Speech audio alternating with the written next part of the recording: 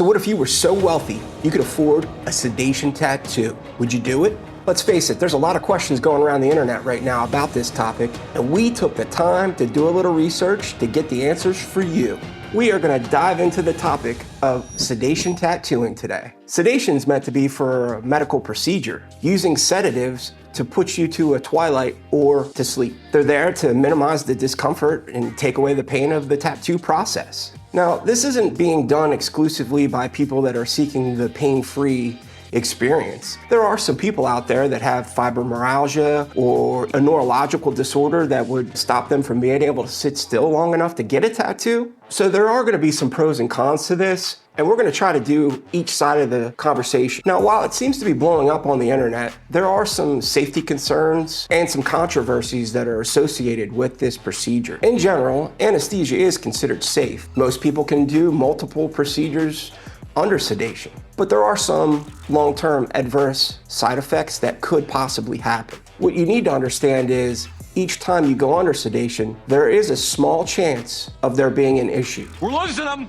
We're losing him! He's dying! That's something to think about, folks. Now, there are some side effects that have been cited by the American Society of Anesthesiologists. The first one is there's actually people can have an allergic reaction to the sedation process. The sedative that's used might not actually mix well with their blood and their system. There's also suppression of respiration and unintended levels of sedation. You can also have nausea, vomiting, headaches. So they experience headaches and nausea. And breathing problems. There is a chance of heart attack and pneumonia after the sedation process, but it is a factor that has to be considered. Because of these complications, people with underlying issues such as lung disease, heart disease, and diabetes really need to take into consideration the pros and cons of doing this procedure. This process should only be done under medical supervision as they measure out your vital signs and also check for any potential complications that happen during the process. Most of the places that I did dig into while doing the research for this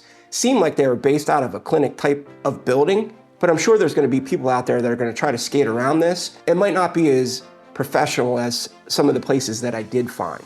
Again, this is something that you guys need to take into consideration when you're looking into this. Now, to me, this just seems like a huge risk just to get a tattoo. People have been getting tattoos for hundreds and hundreds of years without any type of sedation process.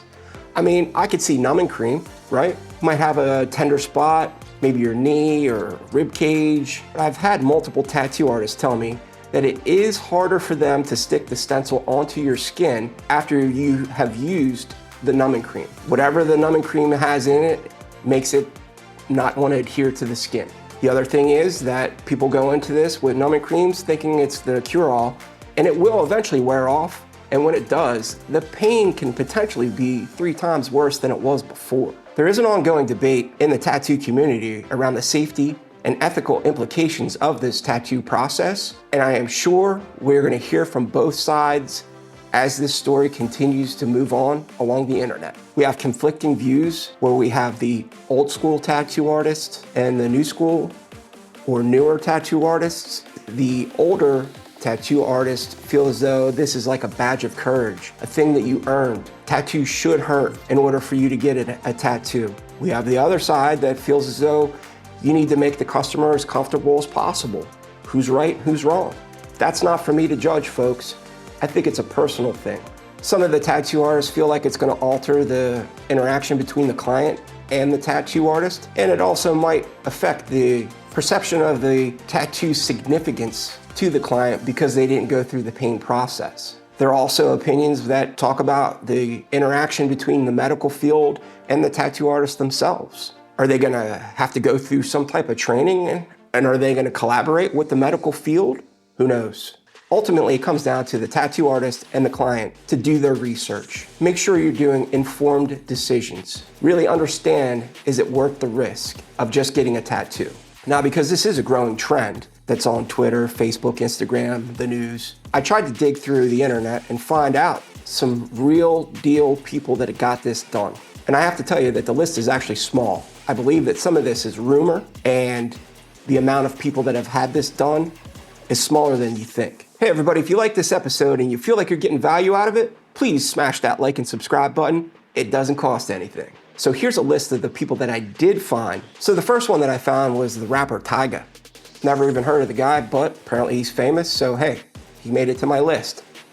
He got an 8-hour session done on his back, and then he also got some filler done on the front of his chest. And I also found some posts where it talked about Post Malone, no pun intended, Ozuna, Anthony Davis, Lonzo Ball, and Odell Beckham getting the sedation tattoo process done. The biggest one that I'm sure almost every one of you has heard about is the quarterback for the Dallas Cowboys, Dak Prescott. Dak got his whole right leg done during a 11-hour tattoo session. The reason why it got big in the news is because they found out that owner Jerry Jones did not know that Dak was going in to do this session. Now, for the people out there that don't know, NFL owners keep a very tight wrap on their athletes. There's instances out there of NFL quarterbacks riding motorcycles and other dangerous activities that they were actually fined or threatened with suspension. When Jerry Jones found out about Dak Prescott having this procedure done, he quickly put the kibosh on it and told him to never do it again. Now, is this the future of tattooing? I'm not sure, folks. It seems like there's a lot of places out there that are actually doing this process, and in reality, it's a very small list of artists that are doing this. No, it is so small. One of the main questions that comes up is, how is this going to impact the tattoo artist's workflow process, the creative process? It's also brought up into question, is this going to change the way a client comes in and chooses to get a tattoo done? Because now, are they able to get a bigger tattoo because they can stand the pain and sit through an 8-hour session, no problem? Is this going to allow tattoo artists to possibly make more money because now they can do bigger pieces? Whereas before, maybe they could only do a palm-sized piece on someone? It's really unclear at this time whether this is going to be a widespread thing or this is just going to be a niche. Again, this is quite a relatively new process, so there are tons of questions still being asked by multiple people.